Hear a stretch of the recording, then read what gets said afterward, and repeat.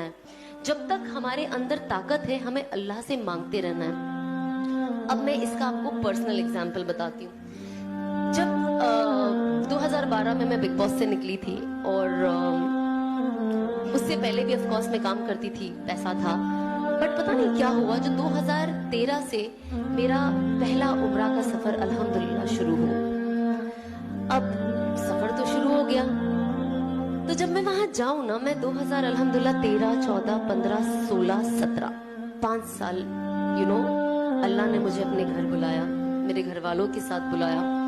और जब भी मैं जाऊं, मुझे ऑनेस्टली आप यकीन करोगे कि नहीं, आई डोंट नो, बिकॉज़ कभी कभी कुछ बातें ऐसी होती है ना, हम कहते हैं ना कि अल्लाह ने ऐसा जादू कर दिया. अब मैं किसी को बोलूंगी तो पता नहीं वो यकीन भी करेगा कि नहीं. तो मेरे साथ मैं आप लोगों से वही बात शेयर करूंगी जो सुनने में ना बहुत अजीब लगती है, पर ये होता है लोगों के साथ. इसीलिए जब मैं कुछ भी सुनती हूँ ना, किसी के साथ, कोई बुजुर्ग के साथ ये हुआ, तो मैंने कहा नहीं, वो तो बुजुर्ग थे. जब मेरे जैसे के साथ ये हो सकता है तो कुछ भी हो सकता है. कभी कभी हम कुछ स्टोरीज सुनते हैं, कहते हैं बहुत अजीब स्टोरी है, ये पॉसिबल ही नहीं है. हमारी आदत है ना ये चीज करने की. तो जब मैं ऑफ कोर्स काम कर रही थी, मैं थोड़ा पॉपुलर हो गई थी बिग बॉस से आने के बाद, और मूवी मिली थी सलमान के साथ, तो आई वाज लाइक वाओ, ये वो. बट जब मैं उम्रा के लिए गई पहली बार, और जब ऑफ कोर्स जब आप काबा देखते हो तो आपकी आंखों से वैसे ही रोना आ जाता है, वो कोई नहीं रोक सकता है, वो खुशी के आंसू है. और ऑफ कोर्स गम के वहां जाके इंसान को, मैं कहती हूँ, जब से उसका होश संभाला होगा तब से लेके अभी तक के सारे गुनाह याद आ जाते हैं for some reason.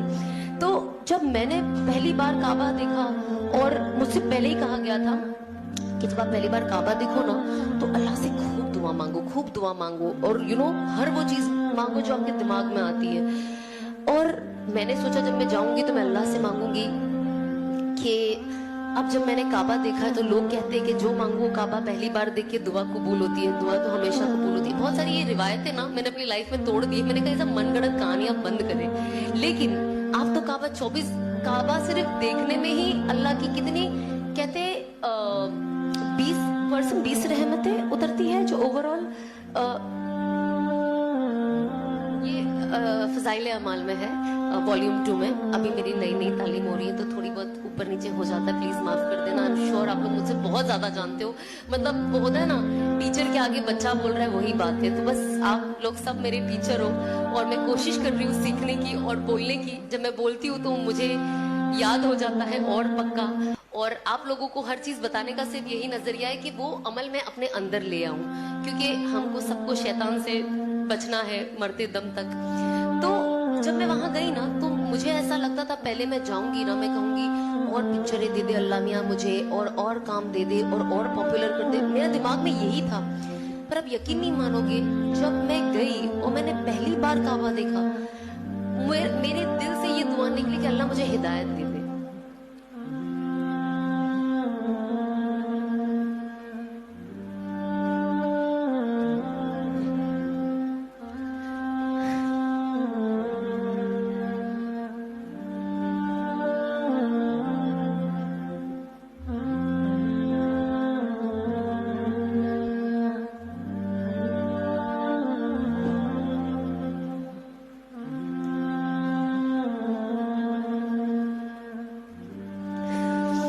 Honestly I don't know कितने लोग इस चीज को वैल्यू करते हैं, पर मेरे लिए ये वर्ड हिदायत मेरे लिए बहुत वैल्यू करता है, बहुत. इस चीज ने मेरी दुनिया और शायद मेरी आखिरत बदल दी है. और कहीं ना कहीं जो असबाबी तौर से दिखता है, मैं सोचती हूँ शायद मुझे जहन्नम की आग से बचा लिया. तो जब ये वर्ड ही आता है ना, तो मेरा दिल बहुत भर जाता है कि अल्लाह ने कैसा कर दिया. मतलब जब हम पढ़ते हैं ना कुरान शरीफ, और उसमें लिख के आता है कि अल्लाह जिसे चाहे हिदायत दे. तो जब मैं एंड आती है ना एक और कि I was lost and he found me and he guided मी. मैं गुमराह थी और उन्होंने मुझे सही रास्ता दिखाया. तो मैं कुरान शरीफ अभी भी जब भी पढ़ती हूँ, और जब वो आयत आती है और मैं पढ़ती हूँ ना, मेरे आंख से आंसू ऐसे टप टप गिरने लग जाते हैं, और मुझे रुकना पड़ता है कुछ वक्त, क्योंकि मैं खुद अभी तक ये डाइजेस्ट नहीं कर पाई हूँ कि अल्लाह ने जिंदगी मेरी कैसे बदल दी. बस अल्लाह इस्तिकामत दे और आखिरी दम तक हिदायत पे रखे और हिदायत पे मौत दे. तो मैंने अल्लाह से मांगा कि अल्लाह मुझे हिदायत दे दे, और मुझे इस हराम से बचा लो, और मुझे हलाल पे डाल दे. मुझे नहीं पता मैं क्या करूं, अगर मैं ये काम छोड़ूं तो मैं करूं क्या, मुझे तो कुछ आता भी नहीं है, जॉब पे तो मैं जा नहीं सकती, तो मैं क्या करूं। उसके बाद मैंने अनफॉर्चुनेटली दुनिया ऐसी है ना, ये बहुत सैड चीज है जो मैंने शादी के बाद भी बहुत एक्सपीरियंस किया है लोगों के जरिए, बट मैं अदरवाइज आपको एक्सपीरियंस बताऊंगी कि लोग कहते हैं, जो लोग थोड़े बेचारे गुमराह हो जाते हैं और जो थोड़े ज्यादा हो जाते हैं मेरे जैसे, वो कहते हैं सब छोड़ दो, सब छोड़ दो, हिदायत पे आ जाओ, सही रास्ते पे आ जाओ, सही रास्ते पे आ जाओ, और ये तो फहाशी है और गैर महरमों के साथ ऐसे काम करना बेशक गलत है।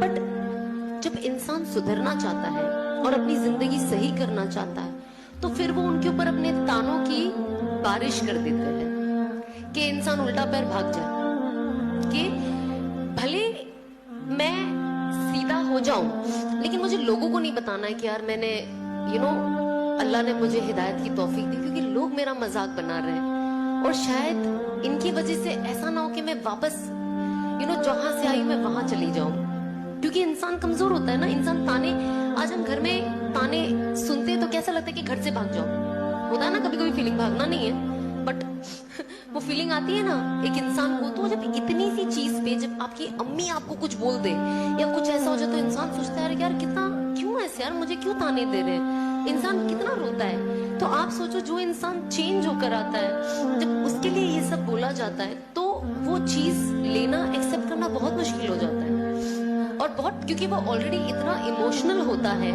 कि आप उसको कुछ भी बोलो उसका इमोशन इनटू 10 टाइम्स बढ़ जाता है। तो सब तो कहते हैं छोड़ दो, सही रास्ते पे, सही रास्ते पे, पर जब इंसान अगर वो लड़की है खास तौर पे, अगर वो चीजें छोड़ देती, सही रास्ते पे आ जाती है, तो कोई दीनी घर उसे अपना